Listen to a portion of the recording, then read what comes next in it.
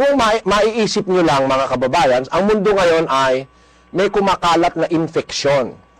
May infection pong kumakalat sa mundo, kapatid na Eli? Oo. Ano po yun? Yung infection pong binabanggit nyo po, kapatid na Eli? Ang infeksyon ay isang bagay na nakasasama sa tao, di ba? Opo, ganun nga po. Takot ang tao dun sa Ebola virus, di ba? Ay opo, mabagsik po yung virus po na yun, kapatid na Eli. Yung AIDS virus, di ba takot sila ron? Opo.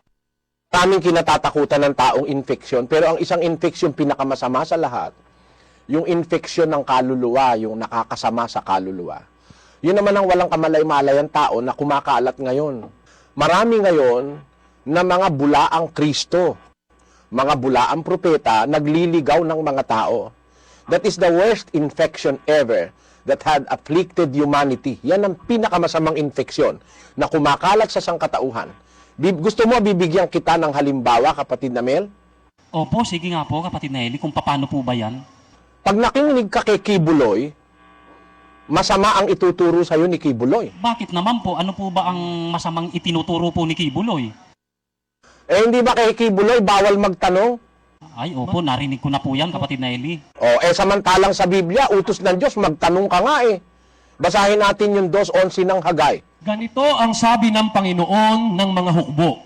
Magtanong kayo ngayon sa mga saserdote ng tungkol sa kautusan. Utos ba ng Diyos ang magtanong, kapatid na Mel? Utos po, kapatid na Eli. Kanino ka magtatanong, hindi ba sa mga ngaral tungkol sa kautusan? Opo, dapat po sa mga ngaral talaga magtanong. Kasi kung magtatanong ka ng batas ng Pilipinas, dapat sa abogado sa Pilipinas ka magtanong. Tama? Tama po yun. O ang gusto mong malaman, international law, dapat magtanong ka sa isang international lawyer. Tama? Tama po yun. Kung ang gusto mong malaman ay tamang nutrisyon, kanino ka magtatanong, hindi ba sa isang dietitian? Tama po yun. At kung ang pagkakailangan mong malaman ay tungkol sa kwenta, hindi ka ba magtatanong sa isang kontador publiko o sa isang public accountant? Tama po yan. Ayan. Kung magtatanong ka tungkol sa kautusan, kanino ka magtatanong, hindi ba dapat sa mga ngaral? Dapat po sa mga ngaral po talaga, kapatid na Eli. Pakita mo nga si Kibuloy kung pwedeng tanungin. Ano ba sabi niya pag may magtatanong sa kanya, lalo na pag tinanong mo raw yung mga talata o verses ng Biblia? Pwede ba nating ipakita dyan? Opo, ito po siya. To know who are the children of God. And the first sign He gave me is, they will listen to you. They will not debate with you. They will not ask for verses. Where can you find what you are saying? If that is the sign I saw, you are truly a child of the devil. Father. But when they begin to say, where can you find this verse? Where can you find this? Alam mo, mga anak na ni Satanas to. Baka pag si Kibuloy pala tinanong tatanong mo lang yung verse anak ka na pala ni Satanas Brad Mill Ganun po pala kay Kibuloy, kapatid na Eli. Pag nagtanong ka raw sa demonyo ka lalo na pag ang itatanong mo raw verses, siguro natatakot siyang matanong ng talata dahil hindi niya alam yung talata. Di ba ganon? Para ang mga miyembro niya, wala lang magtanong sa kanya, wag ka lang magtanong, makinig ka na lang ng makinig. Kasi pag nagtanong ka, anak ka na raw ng demonyo. Tinan mo kawalang hiyaan ni Kibuloy yan. Ngayon, si Kibuloy lang ba yung ganyan? Na nagkakalat ng infeksyon, ng aral na mali sa mga tao laban sa Biblia? Makinig ka, ito pa, Isaac. Room in Hartford, Connecticut, with a security team that rivals a head of state. An adoring audience greets him with calls of daddy and sings his praises. He is 60-year-old Jose Luis de Jesus Miranda from Puerto Rico, a preacher, an evangelist to be sure, but to his followers and in his own eyes, he's more than a man of God. Just ask him. I'm Jesus Christ, man, in front of you. That's right, he says he is the second coming. He claims in 1973 he had an epiphany. When Jesus, the resurrected Jesus, came to me, he integrated himself within me. So are you. I don't know. Nakita mo ba, Brad Mel? Narinig mo ba? Opo, grabe pala din itong si Jose Miranda, kapatid na Eli. Matindi pala. Siya raw si Kristo, siya raw ang Diyos, at hindi raw siya mamamatay, wala raw demonyo, at yun daw panalangin ay ano lang daw yan. Yan daw waste of time o pagsasayang ng oras o panahon. Yan mga infeksyong kumakalat ngayon sa mundo, kapatid na Mel. At matagal lang ang mundo ay naililigaw ng maraming mga panluloko. Hula yan ng ating Panginoong Hesus sa Biblia, dun sa Mateo 24:4 hanggang 5 at 24. At sumagot si Jesus at sinabi sa kanila, Mangag-ingat kayo na huwag kayong mailigaw ninuman. sapagkat marami ang magsisiparito sa aking pangalan na mga nagsasabi, ako ang Kristo, at ililigaw ang marami.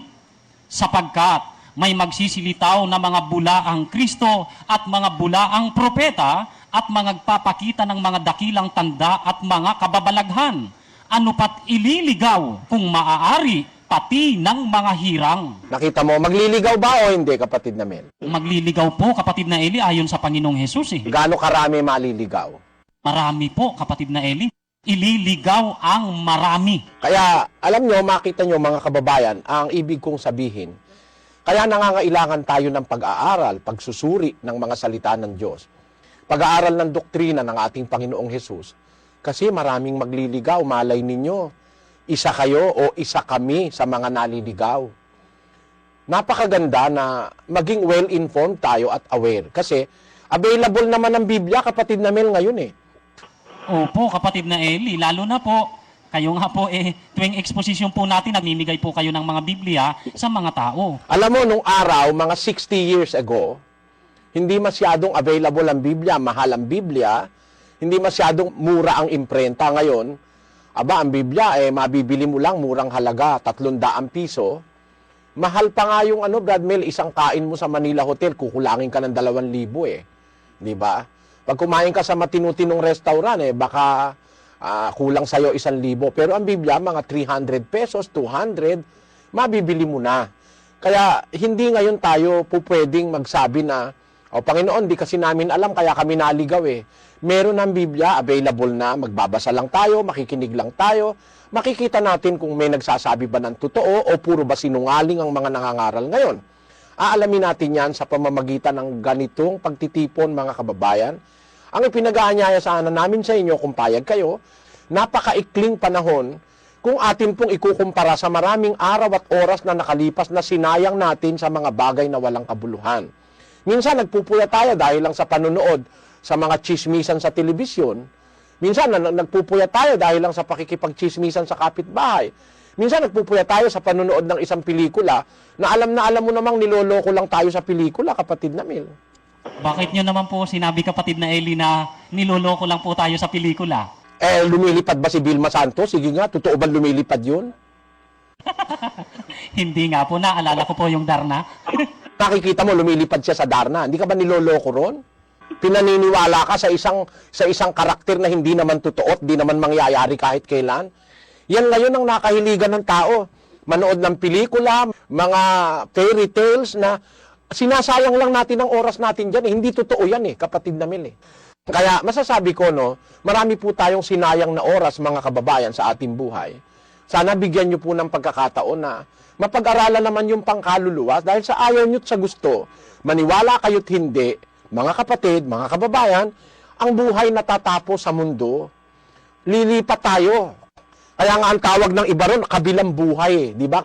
Kaya nga merong sinasabi, piski sa mga kante, na kung tayo man sa lupa'y nagkawalay, doon sa langit ako maghihintay, at pati ng mga alaala sa buhay ko'y mahalaga, sa iyong paglayo ay upang dinala, walang iniwan ka kung di dusa. Di ba merong something? May kantang ganun, di ba, Brad Mel? O, may sumasabay po sa inyo dito. Mukhang halatang kaedad nyo po, kapatid na Eli. Oo, doon daw sa langit maghihintay. Tamo ha? Ibig sabihin, naniniwala talagang maraming tao na there is life after our life here on earth. Alam mo, napakatalino na mag-imbestiga ka sa darating. It is wise to know what is in store in the future. Alam mo, kung ang tao ang tinitingnan niya yung ngayon lang, hindi magandang isip ng tao yun Yung ngayon lang, bakit? Kasi kung ngayon lang ang tingin mo, lapit lang ng tingin mo, bukas hindi ka na nakahanda. Pero tinan mo yung matatalinong tao. Tinitingnan nila hanggang bukas, hanggang makalawa.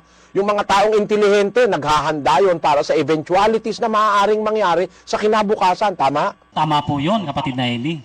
Kaya nga meron tayo sa gobyerno tinatawag Disaster Preparedness Program di ba? Maaaring magkaroon ng bagyo, lindol, meron silang ipinaghahanda na. Pero ang nakakalimutan ng maraming tao, yung paghahanda para sa kabilang buhay. Yan po pinag-aanyaya namin, mga kababayan. Huwag tayong maging masyadong makalupa makamundo, materialista, mag-aral tayo ng espiritualismo o ng mga bagay na panghinaharap o sa darating. Meron po tiyak na tiyak ako na darating na paghuhukom. Meron po darating na pagwawakas ng mundong ito. Yan po ay pinaniniwalaan halos lahat ng mga tao.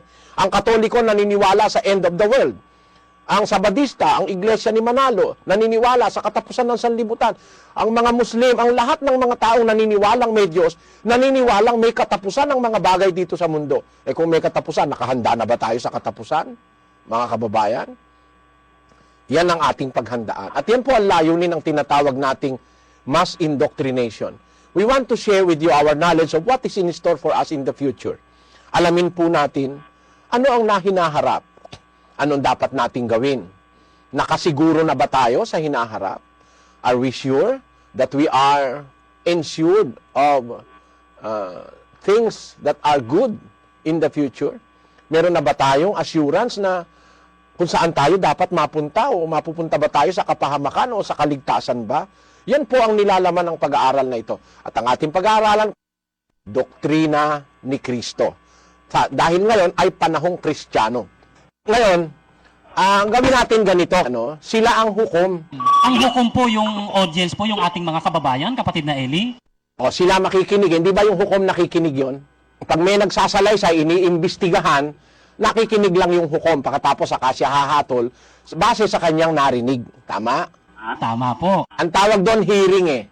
Kasi ang pinakamahalaga ron yung hukom. Siya ang maghahatol, makikinig siya. Tama? Tama po. O di gawin natin ito parang hearing, sila ang makikinig, mag-iimbestiga sila, tayo ang iimbestigahan. Opo. Pagkatapos po nilang mag-imbestiga, kapatid na Eli, ano po ang susunod? Sila ang hahatol kung ang sinasabi natin tama o mali. Tama? Tama po. Alam mo kung bakit ko sinabi na ganito ang gawin natin? Hindi ba ang utos sa mga tao ay ganito? Basahin mo nga yung unang Juan 4:1. Mga minamahal, huwag kayong magsipaniwala sa bawat espiritu, kundi inyong subukin ang mga espiritu kung sila'y sa Diyos, sapagkat maraming nagsilitaw na mga bulaang propeta sa sanglibutan. Halimbawa, gusto mo, Bradmel, matiyak mo, sino ba sa Diyos? On the premise na sinabi ng Panginoon, marami palang lilitaw na manluloko, mandaraya, ililigaw ang marami, maraming bulaang propeta, may mga lilitaw pang bulaang Kristo, magsasabi siya mismo ang Kristo, kagaya ni Miranda. Alam mo, si Kibuloy din pala nagsasabi siya ang Kristo. Mayroon po bang ganong claim si Kibuloy, kapatid na Eli? Oo, siya raw yung Son of God. Siya raw ang Son of God, siya raw ang anak ng Diyos. Siya raw yung Kristo, siya raw ang kapalit. Grabe po yan Ipakinggan natin, baka naman sabihin ng ating mga kababayan, naninira lang tayo, basahin natin o pakinggan. Ito po ang isang memorandum circular nila, kapatid na Roland, ano po mga magulang. Kay Kibuloy po ito, the kingdom of Jesus Christ, the name above every name incorporated. Office of the Son of God. Ba? JC, Prayer Mountain, Tamayong, Mount Apo, Kalinan, Davao City. Sa Davao City ang Office of the Son of God, kapatid na Roland, Ito ngayon yan ang sabi. Memorandum number 161, series of 2003, from Son of God. Subject, MOS 2003, Kota. Date, September 9, 2003. Attention, Joel Montano, NW, NCR member. Our month of sacrifice is fast approaching, and as a covenant member of the kingdom of Jesus Christ, the name above every name, it is your duty and responsibility to participate in the said activity. Our goal for this MOS is by individual member. In this connection, you are hereby informed that your net goal for the whole duration of our MOS is 5,000 pesos. For strict compliance, Reverend Apollo C. Kibuloy, Son of God. Biro mo, Bradman, siya raw ang Son of God, kundi ba nawala sa sarili ang tao na yan, Siya ang Son of God. At yung sinabi ni Kristo na, sabi ni Kristo kay Felipe, ako ang daan, ang katotohanan at ang buhay. Di ba? Natatandaan mo yon? Pakibasa mo yon, 14:6 ng Juan. Sinabi sa kanya ni Jesus, ako ang daan at ang katotohanan at ang buhay. Sino man ay di makaparoroon sa Ama, kundi sa pamamagitan ko. Nakita mo, si Kristo pala yung daan at katotohanan at buhay. Alam mo ngayon kung ano ang pangturo ni Kibuloy, kapatid na Mel? Ano po yun, kapatid na Eli? De, pakita mo. Aba, kapatid na Roland. Kita mo yan, no? Si Kibuloy ang nakapicture. Tapos, ayan ang kanyang kamay nakakiya ng paganyan. Ang nakalagay, I am the way, Siya the raw yun? truth, and the life. Eh bakit? Bakit niya kiniklaim yan? Kasi siya nga raw yung Son of God. At nakita mo, binigay na raw sa kanya lahat ng kapangyarihan ng Ama. Basahin natin sa kanilang official website kung kailan ibinigay sa kanya. Eto. Ito po sa kanilang website, mga kababayan. Ang sabi po dito sa website nila, The year of the sun shining brightest. Bakit kaya? Ayan po ang laman. April 25, 2004, the official turnover of power from the Father to His Son. Wow. Ano kaya ito ang ibig sabihin niya? About 2 weeks earlier, Pastor Apollo received a revelation from the Father that all power in heaven and earth and the riches, wealth, prestige, and authority will be handed over to Him as the Son. Ayan. Nung i-turn over sa kanya ng Ama, yung power sa lahat ng power sa lupa, sa langit, lahat ng kayamanan, lahat ng riches, prestige, authority, binigay na raw sa kanya ng Ama noong April 25, 2004. Masama implikasyon yan eh. Biro mo, siya raw yung anak, siya na si Kristo, siya na yung daan at katotohanan at buhay. At lahat daw ng karangalan, prestige, wealth, kayamanan, at lahat ng kapangyarihan, binigay na sa kanya, kapangyarihan sa langit at sa lupa, binigay na sa kanya noong April 25, 2004. Ang masasabi ko kayo, mga kababayang nakikinig ngayon, saan man kayong dako ng mundo nandoon, kayo ba naniniwala sa ganyan? Yan ba aral na galing sa Diyos? O imbento ni Kibuloy para dayain ang kanyang mga sumusunod sa kanya? Ganyan din si Jose Miranda. Ganyan din naman si Manalo, kapatid na Mel. Bakit naman po pati si Manalo kagaya po nila, kapatid na Eli? Aba, sabi kasi ni Manalo, si Kristo raw tao di ba? Opo, tama po, sinabi nga po niya yun. O biro mo tao tapos pinapababa galing sa langit. Hindi ba naman kahirap-hirap namang yung tao'y pabababain mo sa papunta sa lupa, papunta sa kapilya nila sa diliman? Panood natin. Pakinggan nyo, mga kababayan. Jesus, bumaba ka ngayon sa loob ng kapilang ito.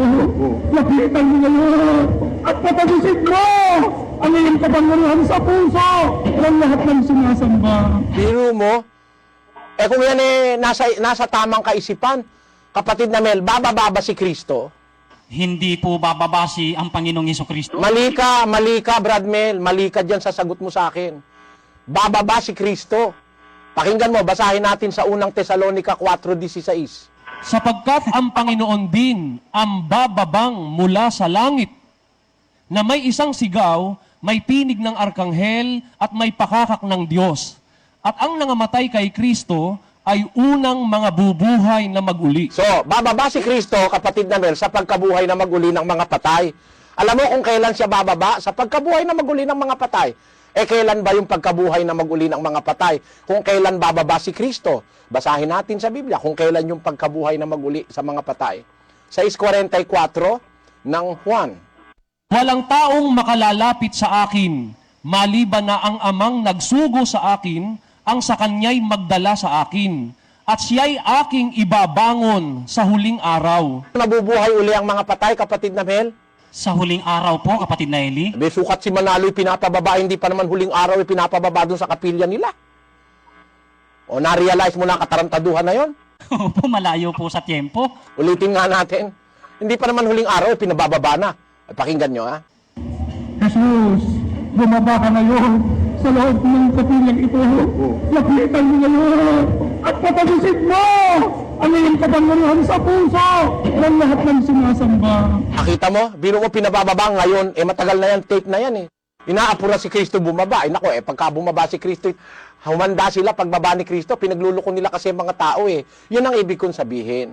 Kaya tayo kailangang mag-aral, mga kababayan, magkakakontra yan Sabi ni Miranda, siya raw si Kristo. Sabi ni Kibuloy, siya raw si Kristo.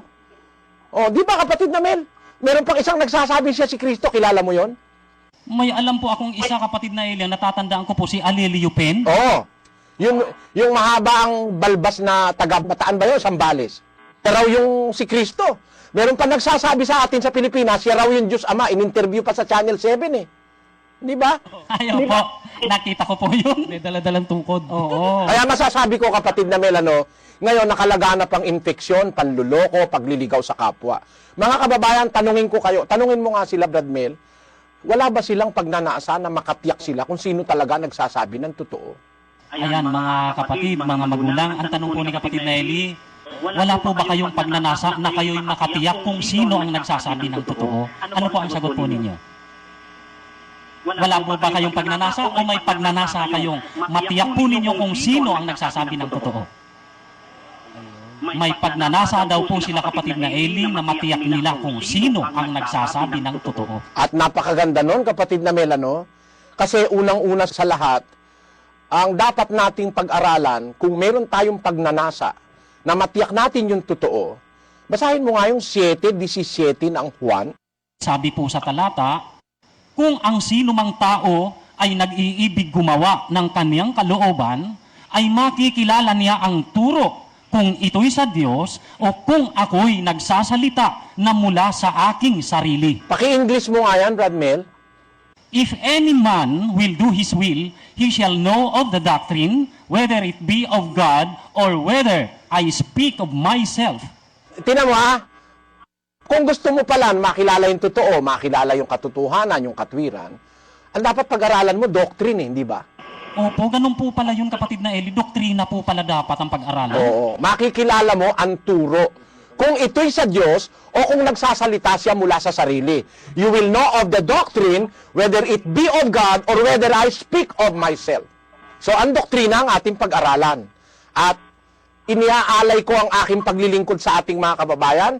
Subukan ninyo kung ako rin ay sinungaling. Malalaman nyo naman sa doktrinang ituturo kung galing ba sa sarili ko o galing ba sa Diyos. Kasi yun ang sabi ni Kristo makikilala niya ang turo. Kung ang sino mang tao ay nag-iibig gumawa ng kanyang kalooban, ay makikilala niya ang turo kung ito'y sa Diyos o kung ako'y nagsasalita na mula sa aking sarili. Testingin ninyo ako mga kababayan, kayo po ang hukom, kayong makikinig. Ako ang iimbestigahan, ako ang akusado. Bakit akusado? On the premise na maraming bulaang propeta. Ipagpalagay nyo, maaaring ako'y bulaan, maaaring ako'y hindi bulaan. Maaaring sinungaling ako, maaaring totoo sinasabi ko. Para matiyak nyo, pag-aralan natin ng doktrina. Hindi ba ganun ang tamang procedure, kapatid na Mel? Ang ganda-ganda po, kapatid na Eli. Perfect! Sino ang huwes? Sino ang hahatol? Yung mga makikinig, yung ating mga bisita, hatulan nyo. Tama ba sinasabi ni Soriano o mali ba? Manluloko rin ba siya kagaya ni Kibuloy o hindi? Malay nyo, manluloko rin ako. Di, pakinggan nyo, utos ng Diyos sa inyo yon. Huwag kayong maniwala sa bawat espiritu, sabi ng Diyos. Kundi subukin ninyo ang mga espiritu kung sila'y sa Diyos. Sapagkat maraming nagsilitaw na mga bulaang propeta sa sanglibutan. Yan po ang nakasulat sa 4:1 ng Juan. Susubukin natin. Baka merong sa Diyos. Maraming tarantado, maraming manluloko, maraming mandaraya, maraming impostor. Pero merong sa Diyos. Subukin natin. Baka sakali makita natin yung sa Diyos. Ang ibig sabihin ng subukin, imbestigahan. So I am placing myself, submitting myself under your investigation. Mga kababayan, saan man kayo naroroon ngayon.